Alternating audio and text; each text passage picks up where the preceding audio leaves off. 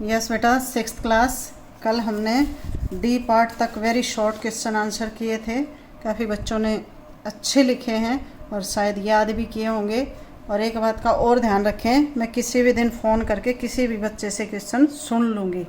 तो अब very short question answer, और आज मैं शॉर्ट क्वेश्चन आंसर करवा रही हूँ। ये सब बच्चों के लिखे होने चाहिए और याद होने चाहिए। अब सबसे पहले आता है शॉर्ट आंसर टाइप क्वेश्चंस में क्या है, which group of living forms uses sunlight for making food. Which group of living, पहले भी मैं पढ़ा चुकी हूँ आपको, तो इसका मैं आंसर आपको बोल रही हूँ। बहुत बिल्कुल ध्यान से, जैसा मैं बोल रही हूँ वैसे ही सभी लिखेंगे, क्योंकि यहाँ ब्लैक बोर्ड नहीं है और सामने भी नहीं है। तो आप इसका आंसर लिखेंगे, plants uses sunlight for making food। क्या लिखेंगे, plants uses sunlight for making food and this process is called photosynthesis।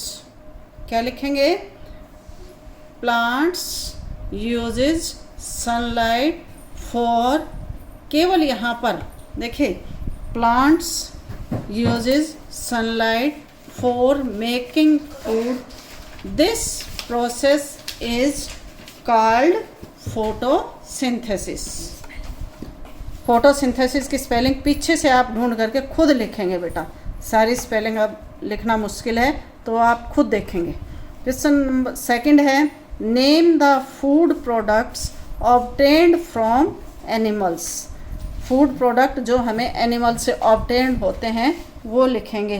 तो आंसर क्या लिखेंगे, फूड, यहाँ से शुरू करेंगे, food products obtained from animals are milk, eggs and flash.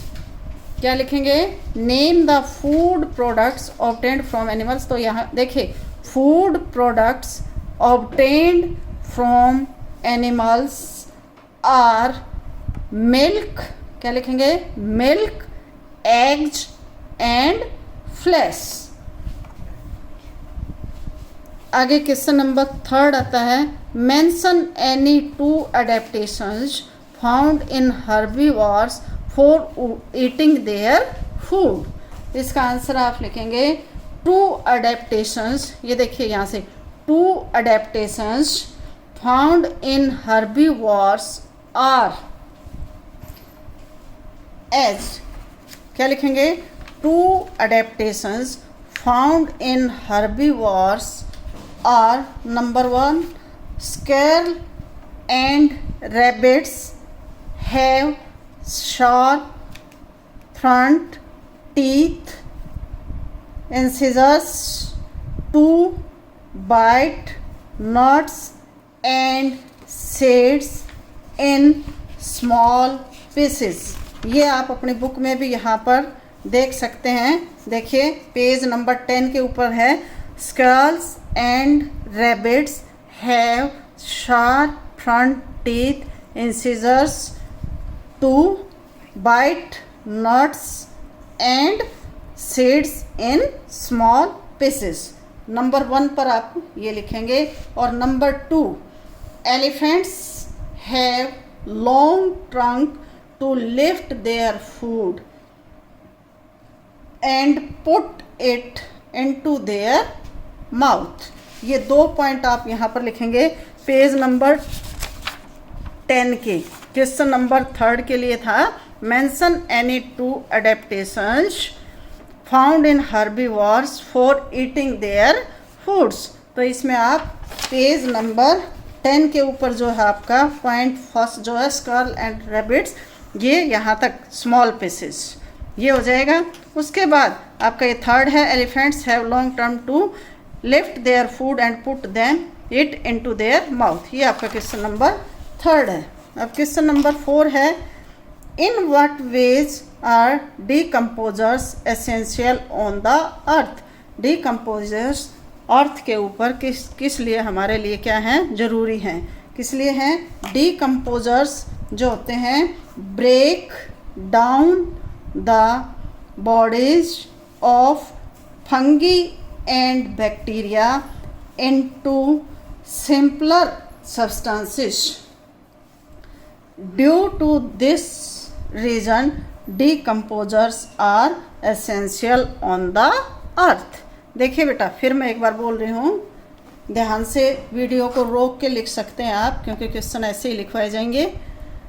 Decomposers break down the bodies of fungi and bacteria into simpler substances. Due to this reason decomposes are, फिर यहाँ से decomposes are essential on the earth. ये question number 4 है. अब question number 5 है, give 2 reasons why food is necessary for all living beings. यहाँ से देखेंगे food is necessary for all living beings because. कहाँ से शुरू करेंगे? Food is necessary for all living beings are. Number A या नंबर 1 डालेंगे. एवरी ऑर्गेनिज्म, क्या लिखेंगे? Number 1 every organism. ऑर्गेनिज्म की स्पेलिंग पीछे से देख लेंगे. Requires food to survive, grow and carry out various functions of the body. क्या लिखेंगे? Every organism